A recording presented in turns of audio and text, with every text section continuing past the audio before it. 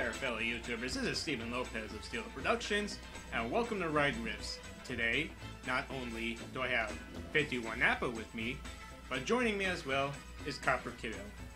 Hello, Internet. My name is 51 Napa, and yes, let's welcome CopperKiddo. Hi there, everyone. This is CopperKiddo. So, guys, do you have any idea what we'll be reviewing today? Let me guess. It has something to do with an old house on the hill? And does it have to do with 999 Happy Haunts? Yep. So it's obvious which ride we'll be reviewing. The Haunted Mansion. The Haunted Mansion is similar to Pirates of the Caribbean. Its original idea was changed numerous times by storyboards, Imagineers, and Walt Disney himself. The Haunted Mansion's original concept, created by Ken Anderson, was to be an entire walkthrough back in 1957, hosted by Biergard the Butler, and the Haunted Mansion's first name, Gore Mansion. This changed to Bloodmere Manor in Ken Anderson's version of the haunted house 1 month later. At one point, Walt himself recorded his voice, an early form of the present-day ghost host. In another version, a massive creepy wedding was supposed to take place in the old house, but the bride would lose it at the altar and the guests would slip out via a secret passageway in the fireplace. Even Neil Gracie, a master in special effects, made possible plans of a boat ride in the ruins of an old mansion partially flooded in a bayou. Tragically, Uncle Walt died in 1966, while the mansion was still in development. That didn't stop Disney from finishing the ride. It became a walk ride-through attraction in 1967 by installing the Doom Buggy. A couple years later, on August 9, 1969, the mansion's doors finally creaked open to the public, and has become a smash hit ever since. In 2001, the Haunted Mansion received a holiday layout thanks to The Nightmare Before Christmas. That will get its own ride review, along with Disneyland Paris' version, Phantom Manor. So, Napa and SteLo, how good is this ride since then? Well, my friend, there's only one way to do so. Let's find out! The ride begins outside the queue, where guests can gaze upon humorous epitaphs of people that have passed away, such as Empty Tomb, I Am Ready, and I'll Be Back. So, the Terminator's buried here? Interesting.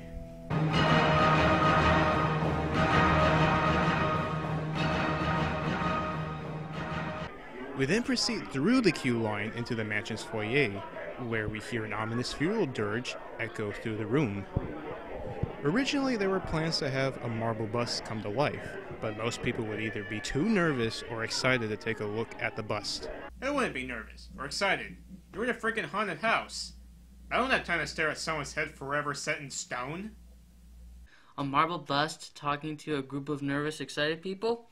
Ain't nobody got time for that. Now we enter the portrait gallery, a stop sign shaped room decorated with gargoyles holding flickering candles. Here we see paintings of some guests as they appeared in their corruptible, mortal state. Hey, wait a minute. That's a ghost host line. Oh, he's gonna be so mad as hell at us. Too late. Suddenly, a panel silently closes shut, sealing everyone inside the chamber. Sure hope no one has claustrophobia, because right now this is not the ride for you. Oh wait, the door just closed behind you, so just suck it up and let your claustrophobia just kick right in. Without warning, the room begins to stretch, and the portraits begin to show some rather unsettling fates. For example, one portrait of a rather fat gentleman eventually stretches into a man wearing half a tuxedo, as his bottom half is only boxers and socks, and he's standing on a lit keg of dynamite. When the room stops stretching, the ghost host tells us to find a way out. And no doors. Which offers you this chilling challenge to find a way out. We look up to see the ghost host hanging by a noose in the rafters of the chamber. Pitch darkness engulfs the chamber soon afterwards. A loud scream is heard falling towards the guest, followed by a loud crashing of bones.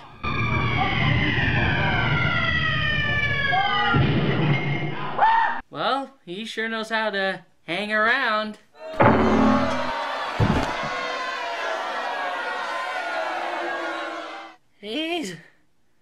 Everyone's a critic. Once we escape the portrait chamber, we find ourselves in a corridor with old paintings lining the right side of the hall, while windows cover the left side. Yet, something feels unnerving about those paintings. There are several prominent ghosts who have retired. Hey, SteLo, check out this portrait of the girl. She sure is pretty. Yeah, I wonder who did this painting. Into the boundless realm of Buddy, you're a whole herd ugly. No shit. Hey, look at this one. It's a Spooky, scary skeleton. I get it! He's a skeleton! Just stop with that stupid song! Now can we continue our tour, please? Now we walk past two marble busts at the end of the corridor. One is of a stern-looking woman, while the other is an apathetic-looking man. But as we walk past them, they start to follow our every step. We then quickly arrive at the loading area, where we board a black, clamshell-shaped pod. Our chariot awaits. You're not the ghost host, Copper. Calm down. And besides, it's a doom buggy. No, it's called an omnimover. Or is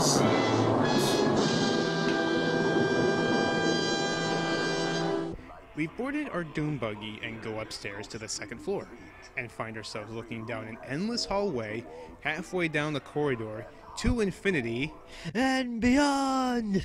Shut up, you! We see a candelabra floating halfway down the corridor. Say, I just saw that suit of armor twitch. Hey, why do you think that armor's twitching, SteLo? I know why. Now we come across a dimly lit conservatory, where a funeral had taken place, as the flowers have all died. The candles on top of the coffin are almost out, and a raven caws at you, basically telling you not to go near the coffin. Okay, I have one simple question. Who the is a f***ing coffin in a f***ing conservatory? And did the funeral already take place? Well, maybe the people at the funeral had a short attention span. Hey guys, here comes the corridor of derps. I mean doors. The corridor of derps, doors, is a darker and scarier portion of the mansion, as the ghost presence are known by banging on doors and fumbling the door handles, making them clatter. Door knockers go crazy, cold wind billows throughout the corridor, and unearthly screams pierce the cold air. One door even appears to breathe, bulging out as a powerful force acts upon it from within the room. Maybe that ghost is meditating behind that door. But still, that door. Then we pass a grandfather clock that continuously chimes 13 o'clock. After passing the clock, we find ourselves in a seance circle, where a disembodied psychic is handing out rhymes to entice the ghosts, ghouls, and the like to come out and do random things. Okay, I get the idea that this incantation is supposed to entice the ghost to come out and play with the living, but there's one detail that I think Madame Leota overlooked. How can I put this? It's on the tip of my tongue. How can I put this still? Oh, yeah. How the hell does it help me? Yeah, that's what I thought. The ghost host then leaves us for the grand hall scene. Synthetic vibrations are beginning to materialize.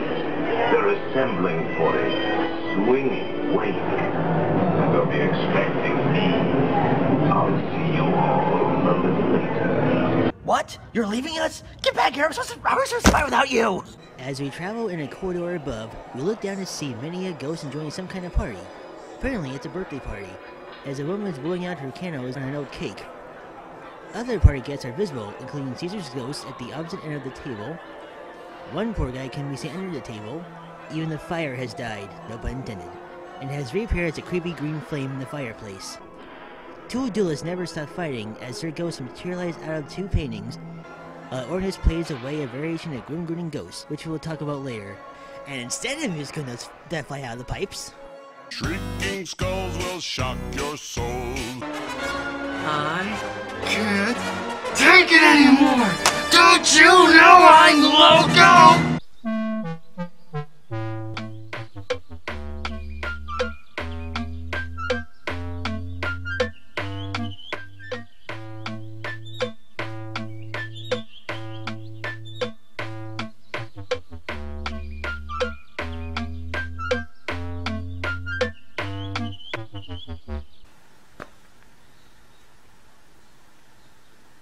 We also see couples dance to the music. Hey, I want to dance to music too!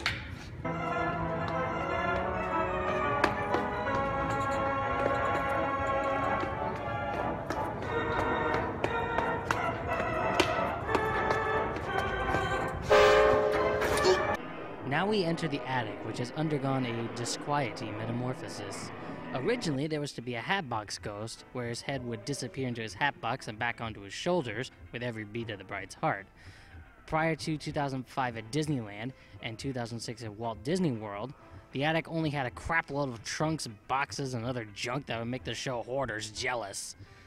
After the 2005 and 2006 refurbishments, the bride is no longer a life-size creepy Barbie wannabe doll. She's now the ghost of Constance Hatchaway. She basically remarried 5 times and now wants to marry us. However, the 3 of us have our own opinion.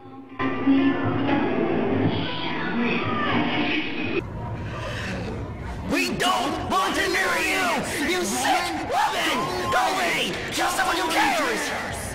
As we pass the insane bride, our doom buggies glide past a window and see a bat stanchion fly away. This is actually brand new, as this was installed after the Haunted Mansion holiday was taken down this year.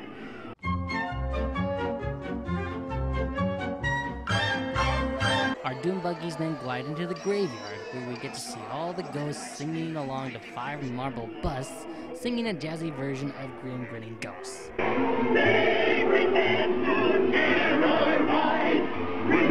Guys, I find it hard not to sing along to this song. I have to agree with you, Copper. It's just like the song in Pirates of the Caribbean. It's that combination of awesomeness and slight goofiness that makes this song so awesome. When we pass underneath an archway to the crypt, the ghost host rejoins us, but tells us to beware of hitchhiking ghosts. Then we see the said hitchhikers. According to Disney, they don't have official names, but guests and fans have come up with names for them. Phineas is the ghost with a top hat and carpet bag.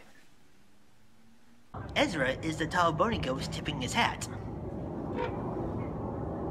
Gus is the ghost of the beard.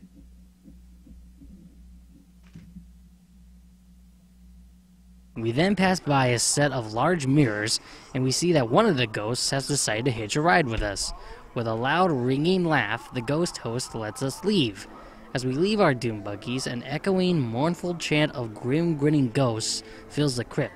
We head up to the exit of the crypt, but one last ghost beckons us to hurry back to the mansion. Ooh, me want to hurry back. Trust me, Copper? No, you don't. But I want to. How about no, Copper? Anyway, so how does this ride hold up through the moldering sanctum of the spirit world in comparison to the other rides I ripped on? Well, obviously for starters, it is by far even scarier than Snow White's Scary Adventures. The animatronics are well placed, and the show elements are top notch. Also, the scary ambience is still very present and well pulled off. It also has that perfect blend of silliness and scariness, thanks to 2 Imagineers and animators at one point, Mark Davis and Claude Coates, respectively. So, like Pirates of the Caribbean, the Haunted Mansion has no storyline to display. Basically, Old Plantation House has been open to guests since 1969. And even though Playable Studios want to come out and socialize with the living, it's best not to lag behind, otherwise you will become the 1000th guest. There are variations of the Haunted Mansion in other Disney parks. The Walt Disney World Haunted Mansion recently got a major refurbishment in 2007. Now the stretching room literally sounds like it's stretching, along with the fact that the ghost house seems to float around the room rather than dart in every other corner. There's also a new endless staircase to the Walt Disney World Mansion, replacing 2 less than convincing rubber spiders with the crazy illusion in which you have no idea in which way is up. Both Walt Disney World and Tokyo Disneyland contain a library and music room, which isn't found in the original. There are a few interesting facts about other haunted mansions across the planet. Mystic Manor, which is Hong Kong Disney's version, barely reflects ghosts, goblins, and the like, but it's because Chinese culture doesn't see ghosts as friendly. Therefore, the way Mystic Manor comes to life is via an enchanted music box. The only reference to the Haunted Mansion is the portrait of a young girl jump-scaring us as she turns into Medusa. The Haunted Mansion Holiday, while it will get its own ride riff, is a cross between the Haunted Mansion and Tim Burton's Nightmare Before Christmas.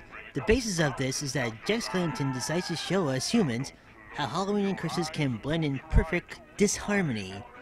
This layout can only be found in Disneyland, California, and Tokyo Disneyland, as Walt Disney World scrapped the Haunted Mansion Holiday concept. Phantom Manor, Disneyland Paris' version, will be receiving its own ride riff as well, as the storyline is a drastic difference from all the other mansions. In a basic summary, there are two ghosts inside the old manor, one who's trying to help you live, while the other is trying to seal you away inside, never to be heard from again. Back at home, however, our own old house has a few intriguing pointers worth mentioning. First, the Grand Hall scene contains Captain Nemo's pipe organ from Walt Disney's 1954 classic, 20,000 Leagues Under the Sea. Second, in the same scene, there is a spider web on a mirror. This is due to someone who shot a BB gun at the glass. It didn't shatter, but in a happy accident, made a perfect spider web. In addition, it wasn't Paul Frees who wound up being the ghost host we all know and love. Prior to him, Walt Disney himself provided a voice for the ghost host. Although his track was scrapped, cast members and fans of the house would have loved to have Uncle Walt guide us through the decrepit old mansion. In the 2010 video game Epic Mickey, the Haunted Mansion makes an appearance in Bog Easy, a pun on New Orleans' nickname Big Easy, renamed as Lonesome Manor, which actually contains various elements from all the mansions around the world thrown into a blender, metaphorically speaking. Very interesting, Napa. Copper. This is Stephen Lopez of SteLo Productions, signing out. Now, if you'll excuse me, I've got to go catch the next Doom Buggy. This is 51 Napa, saying adieu. I'll see you all in Island Square. This is CopperKiddo, and I'll be hanging around the mansion.